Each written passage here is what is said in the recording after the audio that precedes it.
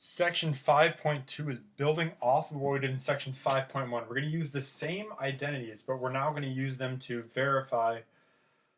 also known as prove, trigonometric identities. Don't let the word prove scare you. I know you've done proofs. I know some of you hated them, but we're going to be okay. So, in general, these are not your two-column proofs like we did in geometry. We're going to focus just on one side of the equation. And I want to add a note to that. I want to say, leave the simpler side alone.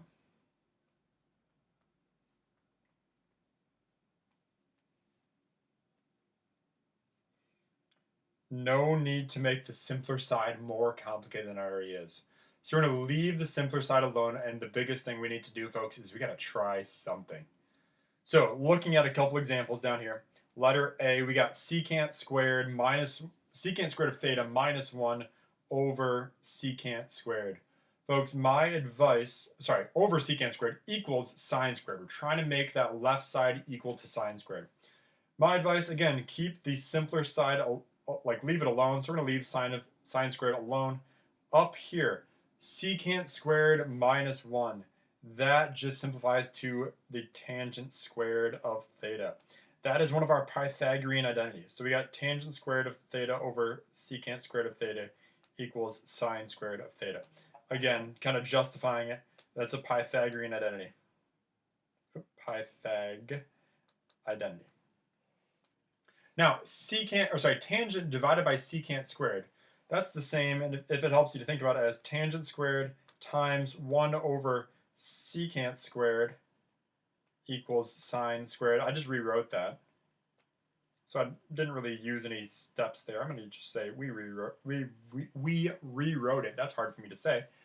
But then 1 over secant squared, I'm going to say we got tangent squared times 1 over secant. That's cosine squared equals sine squared. And that is using one of our reciprocal identities. Looking off to the left there, 1 over secant is the same as cosine squared. 1 over secant squared is the same as cosine squared. Now, we're also trying to simplify this all the way down to sine squared. We can change tangent squared into sine squared over cosine squared using one of our quotient identities. And that's still being multiplied by cosine squared. And that's all equal to sine squared of theta. And looking at this, we have sine squared over cosine squared times cosine squared. Well, if we put that cosine squared over 1, the cosine squareds cancel off. We're left with just sine squared equals sine squared. And that's exactly what we're looking for.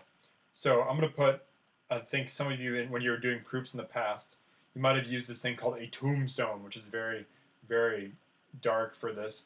But that's kind of like the box. Some people might have used QED, which stands for Quod erat demonstratum, which is Latin for it has been demonstrated. In other words, boom, proven. That's really what we're looking for. So when we're doing these verifications, we're trying to get one side equal to the other, leave the simple side alone. In the end, it should be the identical piece on each side.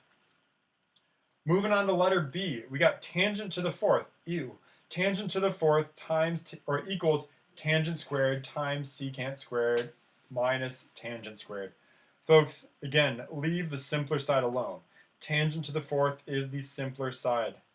Now, on the other side, we have tangent squared times secant squared minus tangent squared. You'll notice they both have a tangent squared in them. So let's go ahead and factor that out. We got tangent squared of x times the secant squared of x minus 1. And when we factor it out, again, we're factoring out tangent squared from both of those. And so that step, if you're going to justify it, that's just factoring. I'm going to zoom out because I realize that you can't see that on the screen. Let me shift this over a little bit. So we just did some factoring there. Sorry, I'm doing my best to keep the identities visible here, but you know what? Actually, let's go with that. That works. So tangent squared, we factored out of both of those.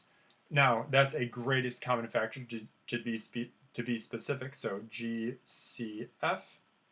Now, this secant squared minus 1, looking over to the left here, secant squared, we have a secant squared over here, equals 1 plus tangent squared. Well, if we subtract 1 from both sides, we'd get tangent squared equals secant squared minus 1. So we have tangent to the fourth of x, leave that alone, equals tangent squared of x. And then again, we can replace this whole thing with tangent squared of x, using a rotated version of the puzzle piece, that is the Pythagorean identity. Let me shift this a little bit more.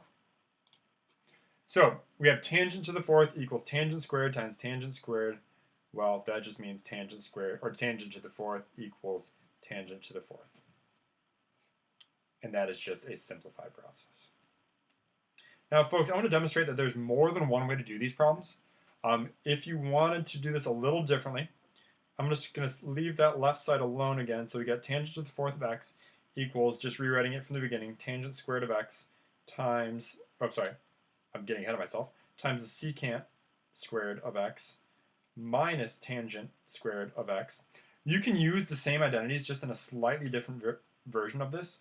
Secant squared, if we just replace this guy with that Pythagorean identity, the 1 plus tangent squared. I zoomed in too far. Let me shift. Sorry, there we go. Trying to do two windows at the same time is a little difficult.